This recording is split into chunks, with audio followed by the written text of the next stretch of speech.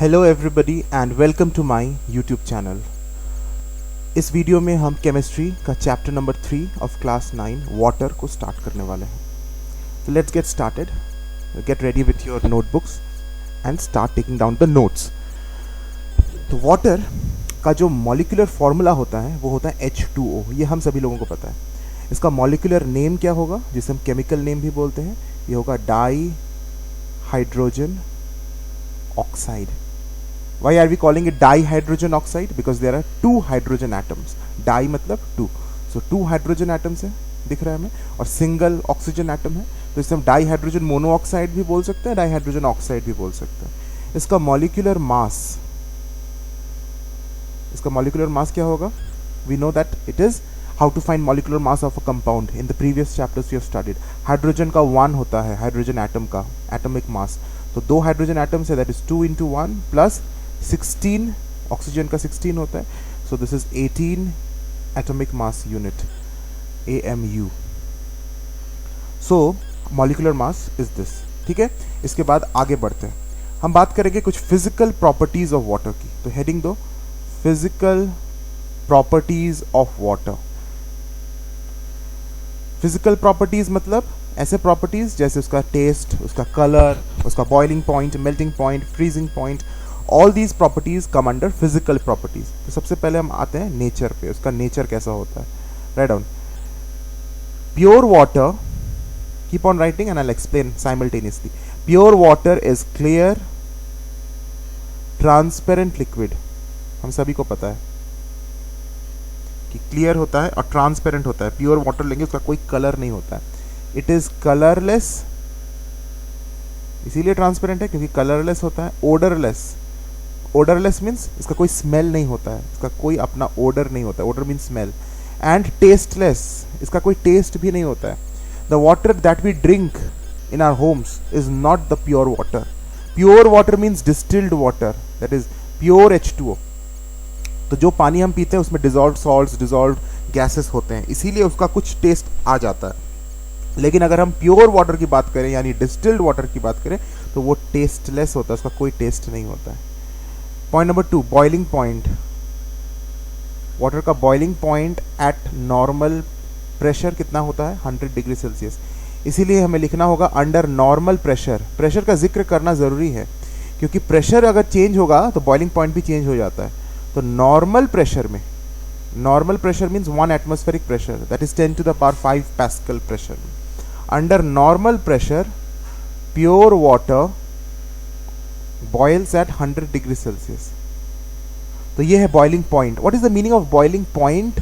Boiling point means that temperature, that fixed temperature at which the boiling starts. जिस temperature पर पानी उबलना start होता है उस टेम्परेचर को बॉइलिंग पॉइंट बोलते हैं। तो वो कितना होता है? नॉर्मल प्रेशर में पानी के लिए 100 डिग्री सेल्सियस पर पानी उबलना स्टार्ट होता है। तो boiling point of water at normal pressure is 100 degree Celsius. लेकिन हम इस बॉइलिंग पॉइंट को वेरी कर सकते हैं। कैसे वेरी कर सकते हैं? The greater the pressure,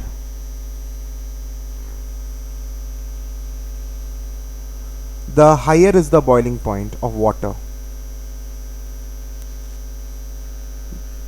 BP मतलब बॉइलिंग पॉइंट ऑफ वाटर। अगर लिक्विड के ऊपर प्रेशर, एटमॉस्फेरिक प्रेशर बढ़ गया तो उसका बॉइलिंग पॉइंट भी बढ़ जाता है। And opposite happens when the pressure decreases. इसीलिए and lesser the pressure lower is the boiling point of water. ये बहुत इंपॉर्टेंट कॉन्सेप्ट है। इस पर बेस्ड प्रैक्टिकल बेस्ड क्वेश्चंस आते हैं, एप्लीकेशन बेस्ड क्वेश्चंस आते हैं। फॉर एग्जांपल मैं बताऊंगा।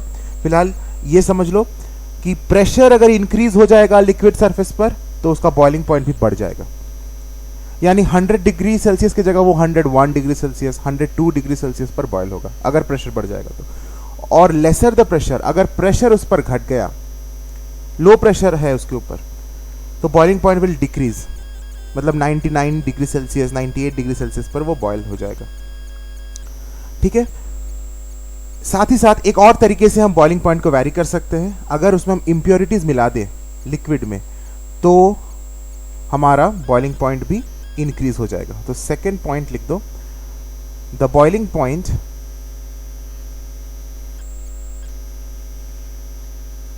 of water also increases due to presence of dissolved impurities in it।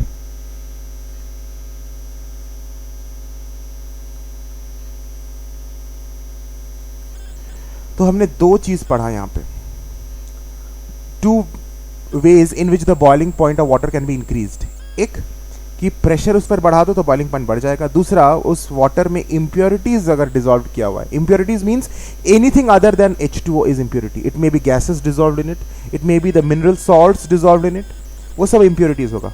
H2O के अलावा जो भी चीज इसमें है, गैसेस वगैरह सब इम्प्योरिटीज है, अगर वो प्रेजेंट है तो बॉइलिंग पॉइंट इंक्रीज कर जाता है। तो इन दो तरीकों से बॉइलिंग पॉइंट इंक्रीज कर सकते हैं। कैसा क्वेश्चन आ सकता है, एक सैम्पल क्वेश्चन हम लिख रहे हैं एप्लीकेशन बेस्ड। फॉर एग्जाम्पल कोई भी नाम दे देते हैं रवि, रवि फाइंड्स दैट, ये क्वेश्चन है, इस तरह का क्वेश्चन आता है, Ravi finds that a sample of water boils at 102 degree Celsius, what could be the possible reasons for it,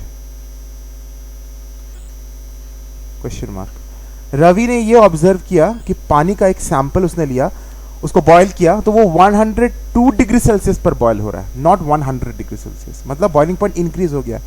what could be the possible reasons for it, क्या क्या पॉसिबल रीजंस हो सकते हैं। पहला पॉसिबल रीजन है the atmospheric pressure, या फिर सिर्फ प्रेशर भी लिख सकते हैं, the atmospheric pressure must have increased on the water, water पर एटमॉस्फेरिक प्रेशर इंक्रीज कर दिया गया होगा या प्रेशर इंक्रीज कर दिया गया होगा। और सेकेंड रीजन या तो हो सकता है और impurities must be dissolved in the water, या तो इंप्योरिटीज वाटर में डिजॉल्व किया हुआ। यही दो रीजंस है, हमने अभी पढ़ा कि पानी का बॉइलिंग टेम्परेचर, बॉइलिंग पॉइंट बढ़ सकता है, हाई हो सकता है। ठीक है, सो this is the way question can come. Now I am clearing the entire screen and moving ahead. तीसरा जो फिजिकल प्रॉपर्टी हमें पढ़नी है, that is freezing point of water. जैसे बॉइलिंग पॉइंट होता है जिस टेम्परेचर पर पानी बॉयल करना स्टार्ट होता है, freezing point means that temperature at which water starts freezing, वो जमना स्टार्ट होता है। वो टेम्परेचर कौन सा होता है, 0 डिग्री सेल्सियस होता है नॉर्मल प्रेशर में, जब पानी बर्फ में चेंज होना स्टार्ट होता है, that is the freezing point. साथ ही साथ हम इसी टॉपिक में मेल्टिंग पॉइंट को भी पढ़ देंगे, दो अलग चीज है but the temperature is same. Melting point means जिस टेम्परेचर पे वो मेल्ट करना स्टार्ट होता है, बर्फ जिस टेम्परेचर पर मेल्ट करना स्टार्ट होता है, ये टेम्परेचर भी 0 डिग्री सेल्सियस होता है। तो freezing point of water at normal pressure is 0 degree Celsius, melting point of ice eight normal pressure is also 0 degree Celsius. इसका मतलब ये है कि 0 डिग्री सेल्सियस पर वाटर दोनों स्टेट में रह सकता है, लिक्विड स्टेट में भी रह सकता है, सॉलिड स्टेट में भी प्रेजेंट रह सकता है। ठीक है, तो ये हम लिख लेते हैं, the freezing point of water decreases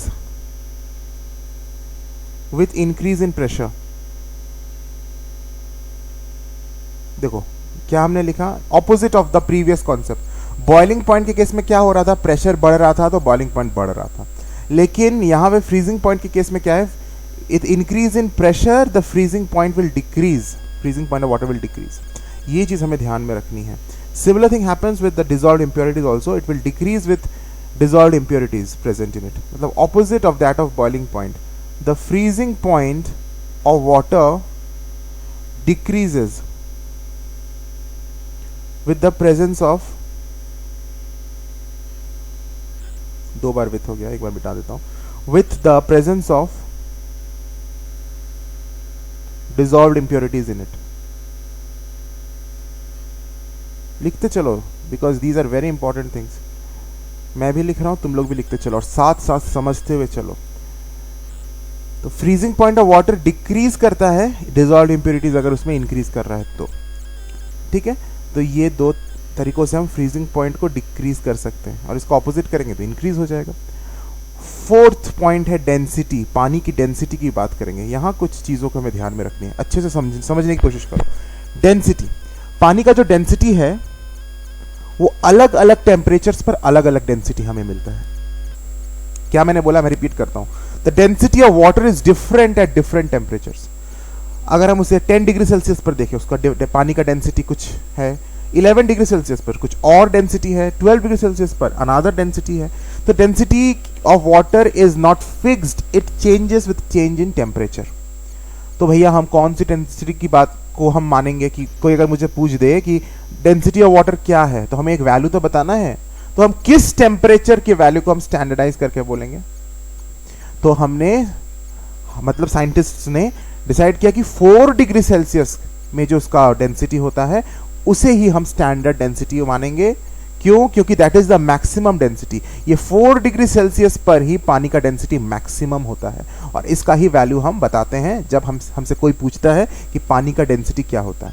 so specifically at 4 degree Celsius, you have to remember this temperature, at 4 degree Celsius water has its maximum density. सबसे ज्यादा डेंसिटी इसी टेम्परेचर में होता है। 4 डिग्री सेल्सियस से आगे बढ़ेंगे, मींस 5 डिग्री सेल्सियस में जाएंगे, 6 डिग्री सेल्सियस में जाएंगे, तो density will decrease, density of water will decrease. और 4 डिग्री सेल्सियस के नीचे भी जाएंगे, 3 degree Celsius, 2 degree Celsius, 1 degree Celsius, तो भी डिक्रीज होगा डेंसिटी। मतलब 4 डिग्री सेल्सियस में उसका मैक्सिमम डेंसिटी होता है। कितना होता है उसका वैल्यू? 1 ग्राम पर सेंटीमीटर क्यूब, और उसके एसआई यूनिट में कन्वर्ट कर देंगे तो 1000 kg per meter cube. This is the value of density of water at 4 degrees Celsius, which is the maximum density. Above 4 degrees Celsius, the density keeps on decreasing. Below 4 degrees Celsius, also density keeps on decreasing. तो इसका जो graph आएगा ना, ये graph हम लोग अभी पढ़ेंगे। ये डेंसिटी टेम्परेचर कर्व अगर हम बनाएं तो कुछ इस तरह का बनेगा। Now look at the density. This graph is also important and it comes in your exam very often, so draw it. What we are drawing right now is density temperature curve of water. तो हमने y axis पर हमने plot कर दिया density in ग्राम पर centimetre cube, और y axis पर हमने प्लॉट किया temperature in degree Celsius. Temperature को हमने मार्क किया, सपोज दिस इज 0 डिग्री, जहाँ ओरिजिन है वो तो 0 डिग्री है, ये 1 डिग्री है, ये 2 डिग्री है, ये 3 डिग्री है, ये 4 डिग्री है। सपोज इसको हम लोग नेगेटिव डिग्रीज भी लेते हैं। 1 मिनट बच्चे, इसको मैं क्लियर कर लूँ। यहाँ पर मैं नेगेटिव को भी लेता हूँ, तब तुम्हें और क्लियर होगा। सपोज यहाँ -10 डिग्री है, यहाँ -5 डिग्री है, यहाँ पे 0 डिग्री है, यहाँ पे 5 डिग्री है, यहाँ 10 डिग्री है। Are you able to understand? यहाँ 15 डिग्री है। सो हमने नेगेटिव टेम्परेचर्स को भी लिया, पॉजिटिव टेम्परेचर को भी लिया। तो हमने यहां पर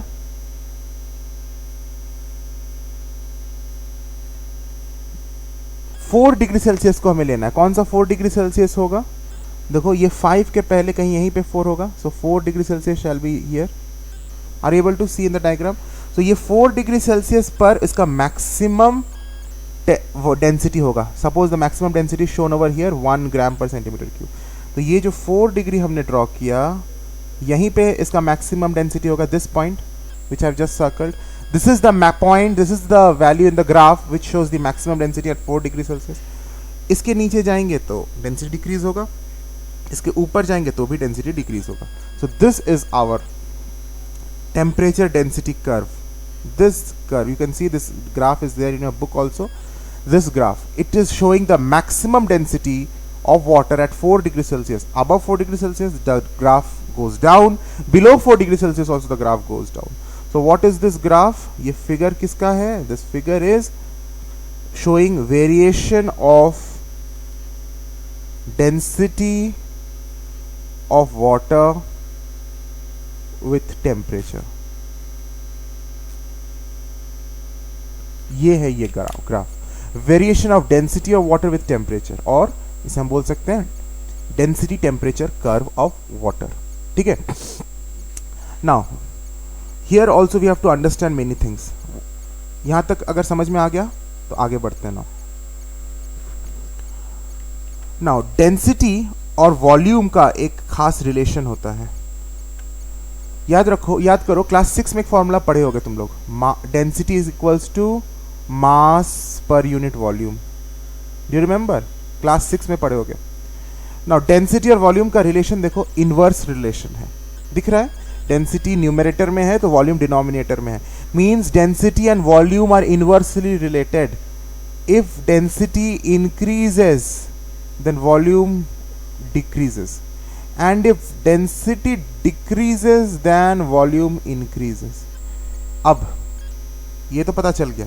अब यही चीज 4 डिग्री सेल्सियस पर क्या होगा? 4 डिग्री सेल्सियस पर वाटर का मैक्सिमम डेंसिटी होता है, तो उसका कितना वॉल्यूम कैसा होगा? ऑब्वियसली उसका वॉल्यूम मिनिमम वॉल्यूम होगा, क्योंकि मैक्सिमम डेंसिटी है, तो जस्ट उसका ऑपोजिट होता है वॉल्यूम के रिलेशनशिप, इनवर्स होता है। तो डेंसिटी अगर मैक्सिमम है तो वॉल्यूम मिनिमम होगा। That means at 4 degree Celsius we get the minimum volume of water. उससे ज्यादा जाएंगे तो फिर पानी का वॉल्यूम ज्यादा होगा, और 4 डिग्री सेल्सियस के नीचे आएंगे तो फिर भी वॉल्यूम ज्यादा होगा। Minimum volume will get at 4 degree Celsius. और इसी से एक स्ट्रेंज बिहेवियर ऑफ वाटर आता है जिसे हम बोलते हैं anomalous expansion of water. Anomalous expansion of water means abnormal expansion of water होता है। क्या होता है भाई ये चीज? अब देखो 5th पॉइंट में इसको पढ़ते हैं। 5th प्रॉपर्टी, हमने 4 प्रॉपर्टी पढ़ लिया ना डेंसिटी तक। 5th property is anomalous expansion of water. इसको मैं डिटेल में अब एक्सप्लेन करता हूं। Anomalous expansion of water, very important topic also at the same time, very important point.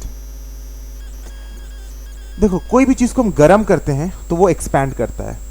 हमने पढ़ा है थर्मल एक्सपेंशन क्लास 7 में, कि कोई भी चीज, लोहा है, लोहा को तुम गर्म कर रहे हो तो क्या होगा? The size, the volume, overall volume increases, ठीक है ना? और उसको कूल डाउन करते हो, ठंडा करते हो तो वो श्रिंक कर जाता है, कॉन्ट्रैक्ट करता है in size. Most of the objects do the same thing, substances do the same thing. Water भी यही करता है। अगर तुम पानी लेते हो 10 डिग्री सेल्सियस पर, उसे गर्म करते हो, 15 डिग्री सेल्सियस में गर्म किया, तो उसका वॉल्यूम इंक्रीज कर जाएगा क्योंकि तुमने उसका टेम्परेचर बढ़ाया। फिर उसको तुमने सपोज 30 डिग्री सेल्सियस पर हीट किया तो फिर उसका और वॉल्यूम बढ़ जाएगा। Volume keeps on increasing if I increase the temperature, and volume increase करेगा तो obviously density keeps on decreasing, क्योंकि डेंसिटी और वॉल्यूम इनवर्स रिलेशन है, मैंने बोल दिया था। सो अगर वॉल्यूम इंक्रीज करेगा, टेम्परेचर जैसे जैसे बढ़ रहा है, हीट हो रहा है, volume is increasing and density is decreasing. Very normal, इसमें कुछ अजीब नहीं है, ऐसा ही होना चाहिए। लेकिन यहां पे क्या है ना, ये, और इसको अगर हम ठंडा करेंगे, सपोज मैंने 10 डिग्री सेल्सियस से इसको ठंडा करना स्टार्ट किया 8 डिग्री सेल्सियस पर, फिर 7 डिग्री सेल्सियस पर ले आया, फिर 6 डिग्री सेल्सियस पर ले आया। जैसे मैं इसको ठंडा कर रहा हूँ, ऑब्वियसली उसका साइज श्रिंक कर रहा है, बिहेवियर बड़ा नॉर्मल है। ठंडा कर रहा हूँ तो उसका वॉल्यूम डिक्रीज कर रहा है, डेंसिटी इंक्रीज कर रहा है।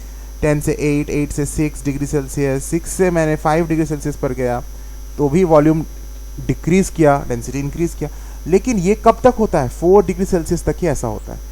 4 डिग्री सेल्सियस तक मैं उसको टेम्परेचर कम करूंगा तो उसका वॉल्यूम कीप्स ऑन डिक्रीजिंग, वो श्रिंक करेगा। 4 डिग्री सेल्सियस के नीचे जैसे ही मैं इसको ठंडा करने की कोशिश करूंगा, below 4 degree Celsius, it should shrink, it should contract, क्योंकि अभी भी मैं इसको ठंडा कर रहा हूं। But strange thing happens, its volume will increase, it will show expansion below 4 degree Celsius.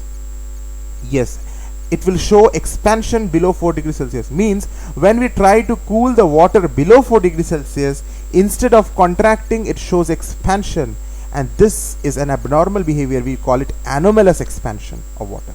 इसीलिए हमने क्या लिखा? anomalous expansion of water. तो ये किस टेम्परेचर के नीचे स्टार्ट होता है anomalous expansion होना? ये होता है 4 डिग्री सेल्सियस के नीचे। 4 डिग्री सेल्सियस के ऊपर सब चीज नॉर्मल होता है, जैसे अदर सब्सटेंसेस में होता है वैसे ही बिहेवियर शो करता है। तो इसे हम अब लिखना स्टार्ट करते हैं। Keep on writing now. What is this? ये बड़ा इंपॉर्टेंट टॉपिक है, मैं बार बार बोल रहा हूं। लिखो, water has an unusual physical property. यही है इसका अनयूजुअल प्रॉपर्टी। क्या है ये? व्हेन कूल्ड, जब से हम ठंडा करते हैं, when cooled it first contracts in volume. होना ही चाहिए, it first contracts in volume. Volume में तो कॉन्ट्रैक्शन आना ही चाहिए क्योंकि ठंडा मैं कर रहा हूं उसको। एज डू अदर लिक्विड्स, जैसे अदर लिक्विड्स करते हैं। बट यहीं पे तो मैजिक है, but what happens, but below 4 degree Celsius, जैसे ही 4 डिग्री सेल्सियस के नीचे मैं उसे ठंडा करता हूं, इट स्टार्ट्स क्या, expanding, it starts expanding and continues to do so, and continues to do so till the temperature reaches 0 degree Celsius.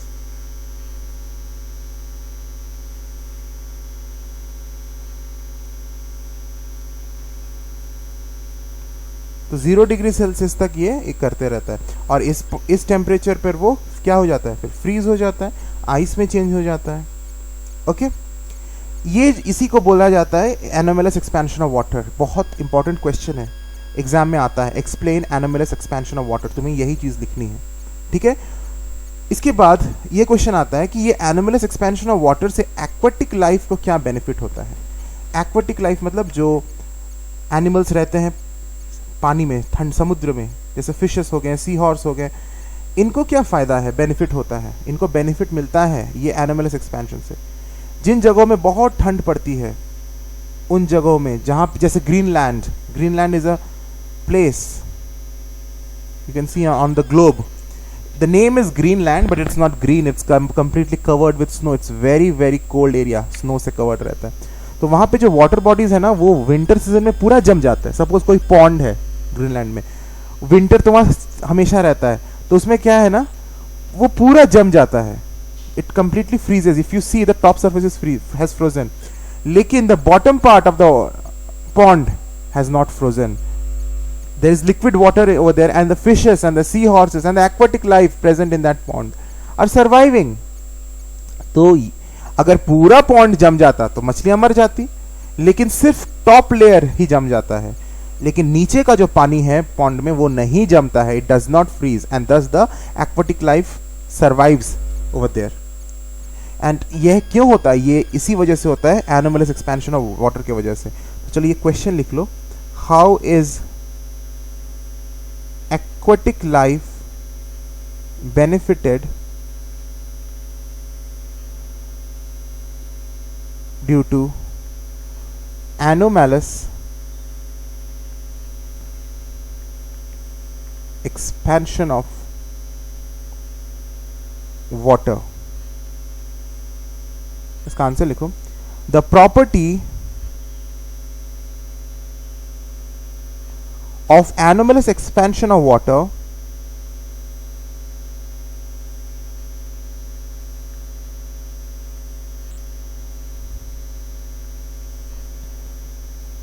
enables marine life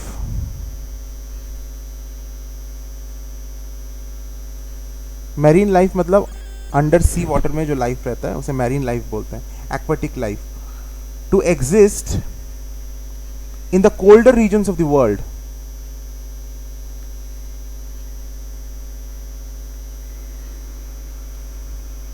जहां बहुत ठंड पड़ती है वहां पर मैरीन लाइफ को आराम से रहने के लिए हेल्प हो जाता है ये एनोमलस एक्सपेंशन ऑफ वाटर के वजह से, because even when the water freezes on the surface,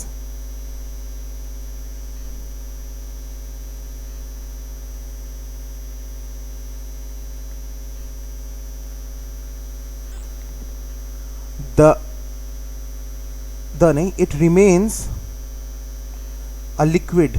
It remains a liquid below the ice layer. Ice layer के नीचे वो लिक्विड स्टेट में ही रहता है। जैसे इसको डायग्राम से और इजीली समझने की कोशिश करते हैं। सपोज ये लैंड हो गया and this is the water, ये पॉन्ड है, ठीक है, this is the water. Now the top layer of this water, सब ये मान लो कि बहुत ठंड पड़ रही है, एयर का टेम्परेचर 0 डिग्री सेल्सियस हो गया, यहाँ पे एयर है, एयर का टेम्परेचर 0 डिग्री सेल्सियस हो गया या फिर बिलो 0 डिग्री सेल्सियस हो गया, लेस देन 0 डिग्री सेल्सियस हो गया, क्योंकि जहां बहुत ठंड पड़ती है ना वहां एयर का टेम्परेचर 0 डिग्री सेल्सियस से भी कम हो जाता है, -2 डिग्री सेल्सियस, -3 डिग्री सेल्सियस होता है। तो इतना ठंडा हवा में क्या करेगा, ये हवा जब इस वाटर के कॉन्टैक्ट में आएगा तो ये पानी का टेम्परेचर भी बहुत ठंडा हो जाएगा, बिलो 0 डिग्री सेल्सियस, और बिलो डिग्री 0 डिग्री सेल्सियस में क्या होगा, ये बर्फ में चेंज होना स्टार्ट हो जाएगा। टॉप लेयर की मैं बात कर रहा हूँ, the top surface of this water body, it may be a small pond और something, it will change into ice, solid ice.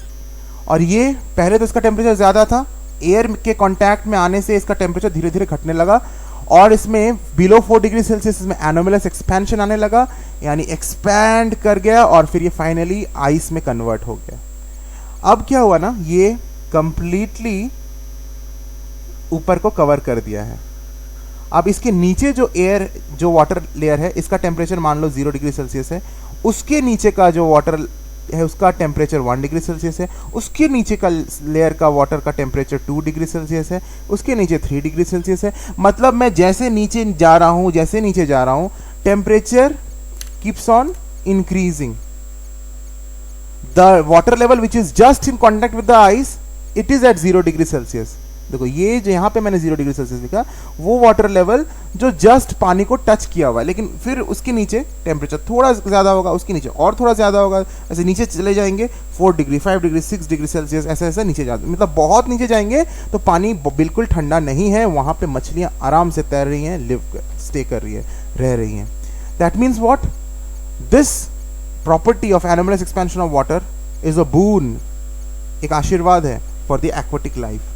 अगर ऐसा नहीं होता एनोमलस एक्सपेंशन, तो पूरा पानी फ्रीज हो जाता एक बार में and the aquatic life would have died. ठीक है, इसके बाद हम लोग आते हैं 6th प्रॉपर्टी में, that is latent heat of fusion of ice. बड़ा इंपॉर्टेंट प्रॉपर्टी है। I am cleaning the screen now. Okay, 6th point लिखो,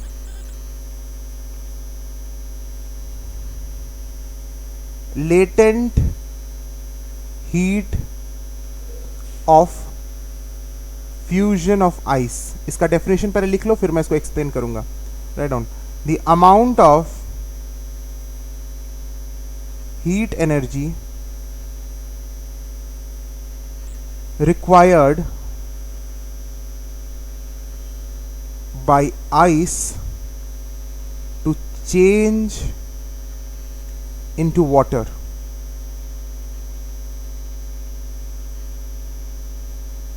is called latent heat of fusion of ice.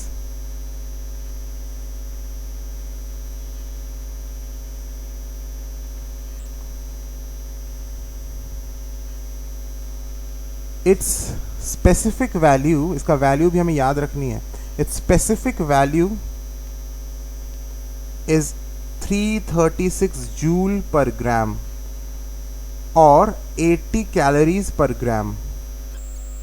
अब देखो, डेफिनेशन को भूल जाओ, मैं जो एक्सप्लेनेशन बोल रहा हूं उसको ध्यान से देखो।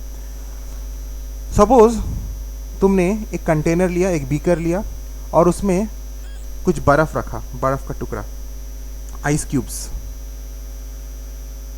These are ice cubes kept in a beaker, और इसमें तुमने एक थर्मोमीटर डाल के रख दिया for measuring the temperature change.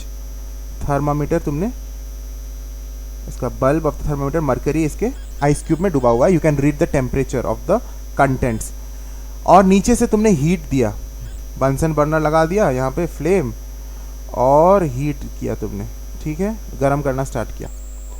तो जब तुमने गरम नहीं करना स्टार्ट किया था, तब कितना टेम्परेचर शो कर रहा होगा बताओ तो?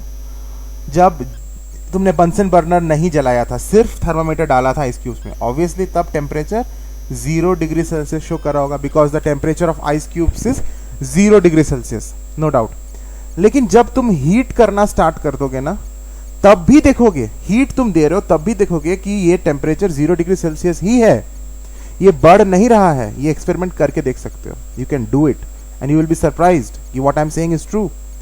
तुम हीट सप्लाई कर रहे हो, फिर भी there is no change in the temperature, it is still 0 degree Celsius. और ये 0 डिग्री सेल्सियस तब तक रहेगा जब तक पूरा आइस मेल्ट नहीं कर जाता। ये आइस मेल्ट करना स्टार्ट हो जाएगा जैसे ही तुम हीट कर रहे हो, ये आइस क्यूब मेल्ट करना स्टार्ट हो जाएगा। जब तक पूरा आइस मेल्ट नहीं कर जाएगा तब तक 0 डिग्री सेल्सियस ही रहेगा इसका थर्मामीटर में, इसका टेम्परेचर। जब ये पूरा आइस क्यूब्स लिक्विड में चेंज कर गया है, उसके बाद ही तुम देखोगे कि इसका थर्मामीटर में ये टेम्परेचर राइज करना स्टार्ट हुआ, 0 से 1 2 3 4। लेकिन जब तक आइस क्यूब्स, थोड़ा सा भी आइस क्यूब बचा हुआ है अनमेल्टेड, तब तक ये 0 डिग्री सेल्सियस ही शो कर रहा है थर्मामीटर में। तो बड़ा आश्चर्य वाली बात है कि मैंने जो हीट दिया वो हीट थर्मामीटर में दिखा क्यों नहीं as a change in temperature, वो रिफ्लेक्ट क्यों नहीं हुआ, और वो हीट गया कहां? अगर टेम्परेचर चेंज नहीं हुआ उससे, वो हीट से, तो वो हीट का क्या यूज हुआ? Are you understanding the concept? अगर टेम्परेचर चेंज नहीं हुआ इस हीट से, जो हीट मैंने सप्लाई किया बंसन बर्नर से, उस हीट से अगर टेम्परेचर चेंज नहीं हुआ तो वो हीट गया कहां? हीट छिप गया। तो ये जो छिप गया, इसीलिए हम इसे क्या बोलते हैं? Latent heat. लेटेंट का मतलब क्या होता है? Hidden. You can see the dictionary, Oxford English dictionary. Latent means that which is hidden, जो छिपा हुआ है। तो इसे हम हिडन हीट क्यों बोल रहे हैं, लेटेंट हीट क्यों बोल रहे हैं? इसीलिए बोल रहे हैं। अब समझ में आया कि क्योंकि ये हीट जो है ना, टेम्परेचर चेंज में मुझे नहीं दिख रहा है, लेकिन हीट कहीं ना कहीं तो यूटिलाइज हुआ। या तो वो टेम्परेचर चेंज में यूटिलाइज होगा, या तो वो किस पर्पस में यूटिलाइज हुआ? स्टेट ऑफ आइस को चेंज करने में, आइस को वाटर में चेंज करने में वो यूज्ड अप हो गया। ये जो हीट हमने सप्लाई किया, it may be used up in 2 ways. Temperature increase, या तो टेम्परेचर को इंक्रीज करेगा या तो उसका स्टेट चेंज करेगा। दोनों में से किसी एक चीज को ही करेगा, दोनों चीज एक साथ नहीं करेगा। जब तक ये आइस टोटली लिक्विड में चेंज नहीं हुआ था, that means it was changing it's state, तब तक हमें टेम्परेचर चेंज नहीं दिखा था। तो उस टाइम तक ये जो हीट हम सप्लाई कर रहे हैं वो किस काम में यूटिलाइज हो गया? स्टेट को चेंज करने में, आइस को लिक्विड वाटर में चेंज करने में। और जैसे ही लिक्विड वाटर में वो चेंज हो गया, तब ये हीट किस पर्पस में यूज होने लगा? टेम्परेचर को इंक्रीज करने में। इसीलिए पूरा जब वो लिक्विड में चेंज हो गया, तब उसके बाद हमें टेम्परेचर इंक्रीज दिखने लगा। ठीक है, तो यहां पे हमने क्या बोला? यही हीट को हम देख नहीं पाए in the thermometer, and we are calling it latent heat of fusion of ice. इसका डेफिनेशन अब हम पढ़ते हैं। देखो जो मैंने लिखा है, what is latent heat of fusion of ice? It is the amount of heat energy required by ice. इस आइस के द्वारा कितना हीट चाहिए to change into water, completely पानी में चेंज करने के लिए। ये उस हीट को ही हम क्या बोल रहे हैं? Latent heat of fusion of ice. ठीक है, इसका जो स्पेसिफिक वैल्यू है, एक्सपेरिमेंट से देखा गया है कि हर 1 ग्राम आइस के लिए 336 जूल हीट हमें जरूरत होती है। इसीलिए हमने क्या लिख दिया? 336 joules of heat per gram. Per gram means for every 1 gram of ice we need 336 joules of heat to melt that 1 gram of ice completely into water. और उसे कैलोरीज पर ग्राम में कन्वर्ट कर देंगे इसी को, तो हमें 80 कैलोरीज पर ग्राम आएगा। मतलब हर 1 ग्राम ऑफ आइस को कंप्लीटली वाटर में चेंज करने के लिए हमें 80 कैलोरीज की हीट चाहिए। And this is what we are calling it latent heat of fusion of ice. I hope this is clear. ये तुम्हें याद रखना है डेफिनेशन और इसका स्पेसिफिक वैल्यू भी। इसके बाद हम बात करेंगे the last physical, no this one more. So second last physical property, that is latent heat of vaporisation of water. This is also very similar to it. I hope you have written this. So now 7th point, latent heat of vaporization of water.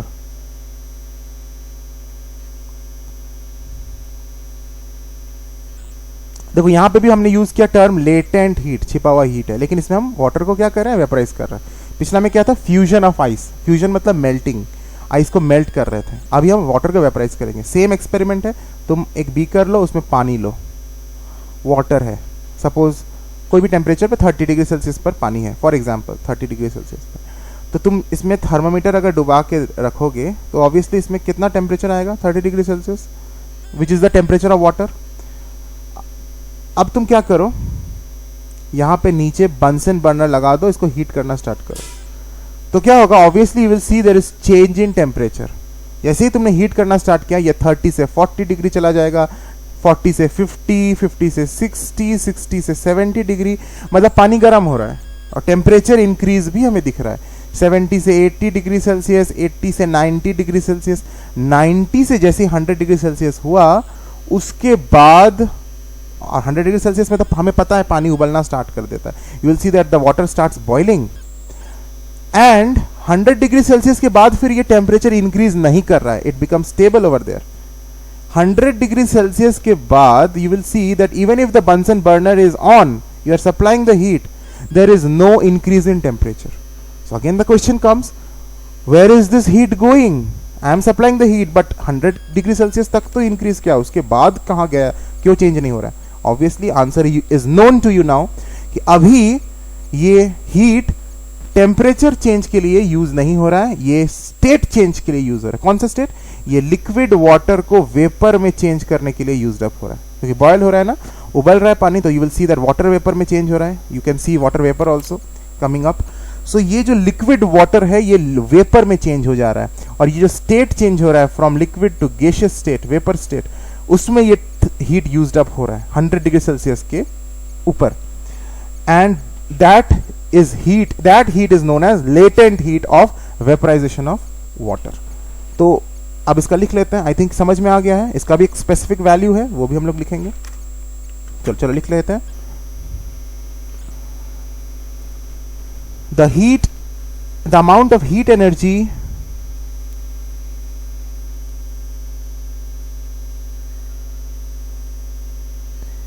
required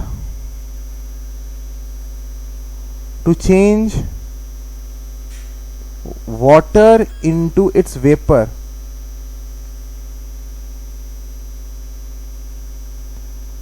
at its boiling point. उसके boiling point पर हम change कर रहे थे, मतलब उसके 100 degree Celsius पर. At its boiling point without any change in temperature. कोई चेंज इन टेम्परेचर तो हो नहीं रहा था. Without any change in temperature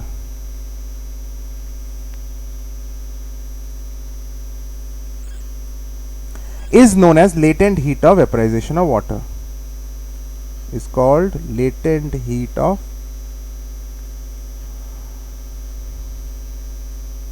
vaporization of water. ठीक है. Its specific value is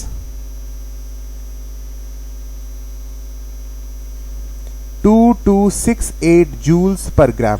यानी हर 1 ग्राम ऑफ लिक्विड वाटर को 2268 जूल्स ऑफ हीट अमाउंट चाहिए, तभी ये 1 gram of liquid water completely vaporise होगा, कंप्लीटली वेपर में चेंज होगा. और कैलोरीज पर ग्राम में 540 कैलोरीज पर ग्राम.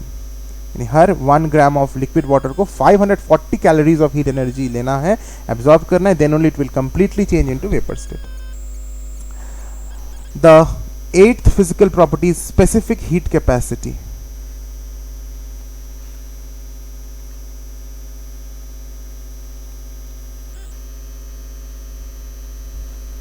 What is the specific heat capacity? ये देखा गया है कि पानी को जब भी हम एक टेम्परेचर बढ़ाने की कोशिश करते हैं, मान लो कि उसका टेम्परेचर 14 डिग्री सेल्सियस है, 14 डिग्री सेल्सियस से 15 डिग्री सेल्सियस में बढ़ाने की कोशिश कर रहे हैं, मतलब just 1 degree rise in temperature, 1 degree Celsius rise in temperature, तो हमेशा हमें 4.2 जूल्स ऑफ हीट देना पड़ रहा है उसे.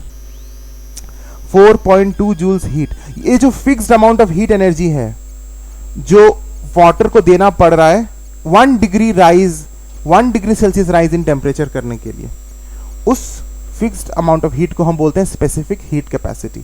अलग अलग सब्सटेंसेस का अलग अलग स्पेसिफिक हीट कैपेसिटी होता है. सपोज हम अगर ऑयल की बात करेंगे, तो सपोज ऑयल को अगर हमें 1 डिग्री सेल्सियस बढ़ानी है तो हमें कुछ different value of heat energy देना पड़ेगा, लेकिन पानी के लिए 4.2 जूल्स ऑफ हीट एनर्जी देना पड़ता है. अगर मान लो पानी का टेम्परेचर 20 डिग्री सेल्सियस है, इसे हमें 1 डिग्री सेल्सियस बढ़ाना है, 21 डिग्री सेल्सियस करना है, तो ये कितना अमाउंट ऑफ हीट देना पड़ेगा? 4.2 जूल्स.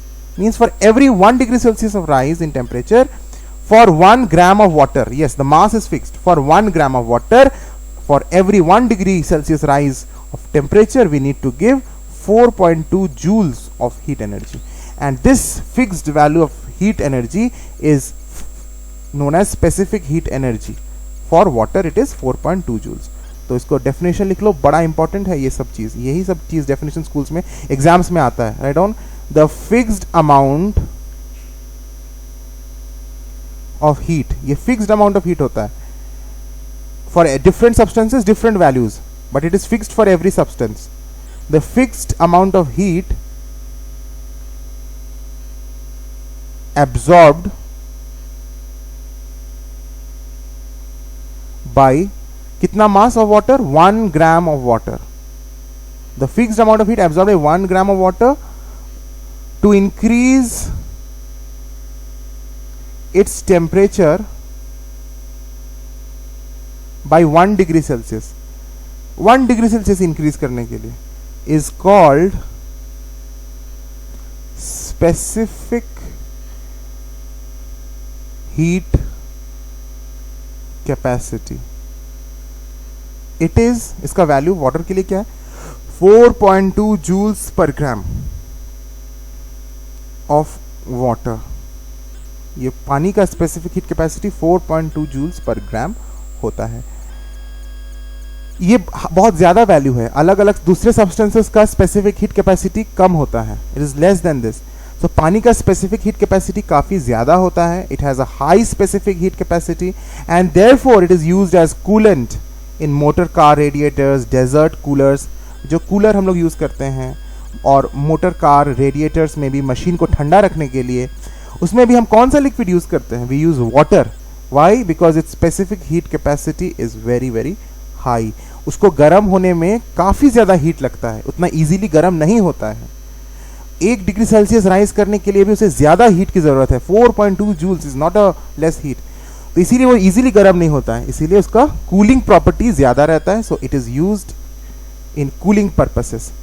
तो ये एक क्वेश्चन आता है, इसको यहां पे लिख लो नोट करके, that water, because of its high specific heat, is used as coolant in motor car radiators,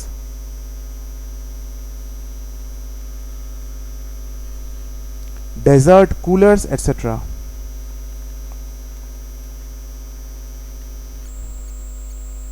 ठीक है. So these are the 8 physical properties which we have studied in today's lecture. Thank you all of you for watching.